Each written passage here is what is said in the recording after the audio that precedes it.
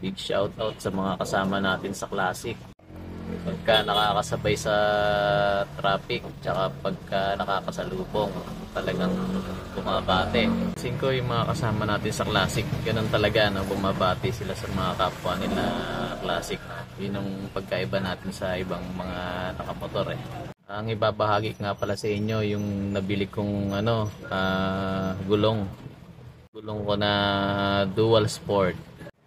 Gusto ko sanang bilhin nun yung Dura tire. Kaso wala namang ganong kalaking budget, kaya ang binili ko na lang yung power tire. Sinubukan ko yung power tire. Bale, nabili ko lang siya sa Lazada. Siguro pagkakantanda ko mga ang presyo ng dalawa na nasa 2K. 3 years ko na siyang gamit. Ang performance niya okay naman. Hindi naman siya madaling ma-flat. Ang naging problema ko lang yung sa pito, yung pito ng interior. Yun ang laging nasisira sa akin, kaya ako napaplat. Pero possible yung interior ang problema yung sukat ng interior. Pero yung mismong yung tire, hindi naman siya madulas, okay naman.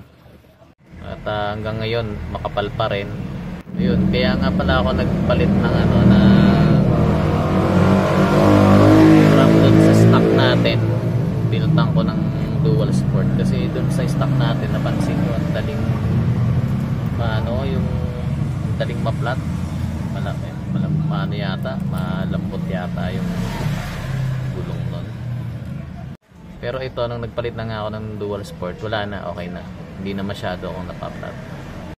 Bala ko sanang ilagay sa likod 130, pero mukhang hindi kakasya yung 130. Yung 120 sakto din naman, kaso ang problema nun, baka mahirapan pagka nagtanggal ng yung gulong pagka na-flat. So, ginawa ko na lang 110 na lang, okay naman. Medyo malaki din naman tignan, medyo lumapad din naman siya.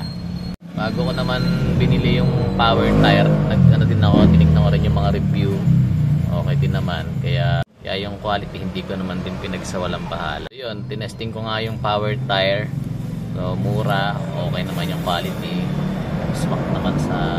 Swak sa budget. Tingin ko pwede ko siyang i-recommend sa inyo, sa mga kasama natin sa Classic. Pero kung meron kayong ibang brand na na gusto nyo ring i-recommend, sana marinig din namin para isusunod kasi magpapalit na rin ako ng gulong. Sana ma-share ninyo para may idea din kami sa iba pang brand ng gulong. Tsaka lalo na yung gumamit ng Dura tire kasi yun sana gusto kong gamitin eh. Kung meron kayong idea kung anong performance ng Dura tire, kung malambot ba pag pinadrive.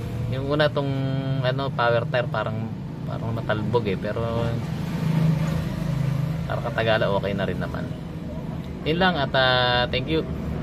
Sunod i-update ko rin kayo dun sa iba ko pang binili para alam nyo na kung bibili nyo pa o hindi na, para hindi nyo na rin ma-experience yung iba pa na nabili ko. May nabili ko na may konting supply. Sa next vlog na lang para hindi nyo na bili. Yun lang at thank you. Thank you sa ating mga ka-Classic. Thank you din sa laging bumabate at sa laging nakakasabay. God bless.